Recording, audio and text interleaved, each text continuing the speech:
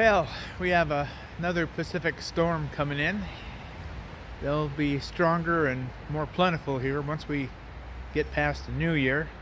But I'm always a little concerned about how strong the winds are coming through Puget Sound area and off the coast because I've got some pretty darn big uh, western red cedars and Doug fir back here in the woods behind me. Let's see if you can see. They're about over 100 feet, maybe 150 feet tall. And if one of them little monsters fell into my yard, my house would be splinters. There would be nothing to move into. I'd be a permanent nomad for sure then. Well, I was busy this morning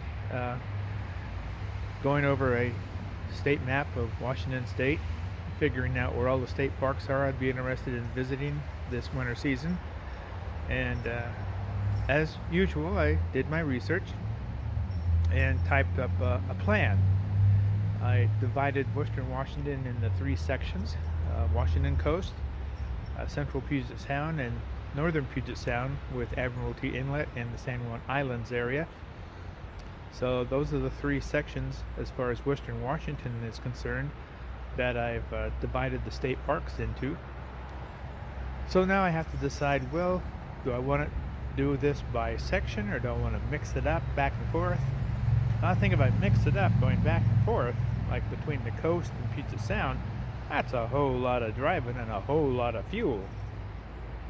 So I think what I'm leaning towards is to maybe hit all the state parks on the Washington coast and then move inward to the Puget Sound area, which is a vast area, and check out the state parks in Puget Sound, Hood Canal, then up north to Admiralty Inlet, San Juan Islands, and depending on the weather and the ferries and other extenuating circumstances, we'll see what we can do and where we can go. But I thought you guys would enjoy visiting all the Washington state parks, even if it's during the winter, and find out what it's like up here in the winter. So I'll show you here briefly once we go back inside.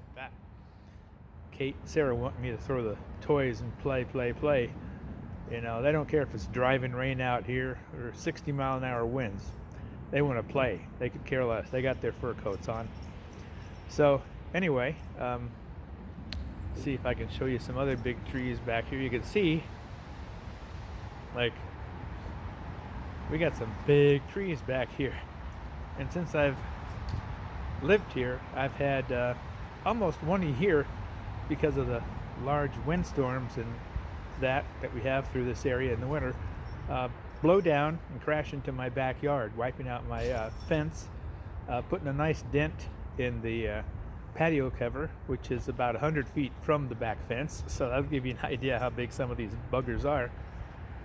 And I think for the most part, hopefully all that are going to fall have fallen already. Usually it happens after all our heavy rains we have in the fall, early winter, and then the Pacific storms roll in off the Pacific coast out of Alaska, or they come down funneled through the Fraser River into the center of Puget Sound like a chute, and we can have like up to 100-mile-an-hour winds in this area somewhere. So for right now, I'm going to play with the girls, and then I'll go inside and kind of go over the map and plan I've typed up that I'm going to go by for our winter camping project here in Washington State. Okay? So the girls and I have been busy lately mapping out the areas that we want to go and explore in our coming series of winter RV camping in Washington State parks. And like I said, the areas we have are divided into three areas. Number one, the Washington coast. Number two, the central Puget Sound area. Number three, the northern sound areas of Admiralty Inlet, San Juan Islands, up to the Canadian border. This will offer us more than enough state parks for the girls and I to choose from to RV camp in for our coming video series of winter camping in Washington state parks. With our senior pass, we can camp at any state park in a standard non-utility campsite for up to 10 days free. It'll be a different experience than being down in the Southwest and in the sun for sure. We will really see how well the girls and I do living off-grid camping in our compact 19-foot Campervan RV through the long northwest winters of grayness, drizzle, rain, and showers with possible downpours and high winds. I certainly expect all three on the Washington coast during the winter months. So, let's go to the Washington map here and zoom in to the coastal state parks I have circled. We have Cape Disappointment, Grayland Beach, Twin Harbors, Ocean City, Pacific Beach. And then we would go inland to Puget Sound, and above Olympia you can see we have quite a few scattered all over Puget Sound. Hood Canal, Puget Sound itself, going all the way up above that line where Edmonds is, north of Seattle, to what would be Admiralty Inlet from the ocean, and the San Juan Islands across from Canadian border. So I typed up a list with all the state parks I am interested in traveling to, typed them up into the 3 sections, and here you have a list that you can stop and go over that we have to pick from during the next 1 or 2 months that we plan on traveling and visiting our state parks.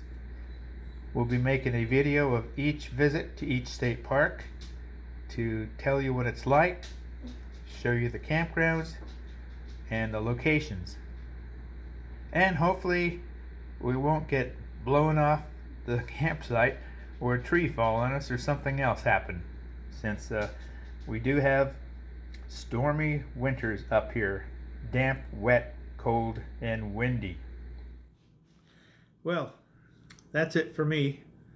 We've laid out our plans and told you what to expect in our coming videos as we explore the Washington state parks and camp out in our RV during the off-season winter months up here in Washington state.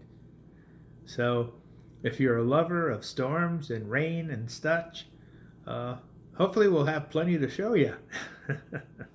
So take care, safe trips, and we'll catch you later. Bye-bye.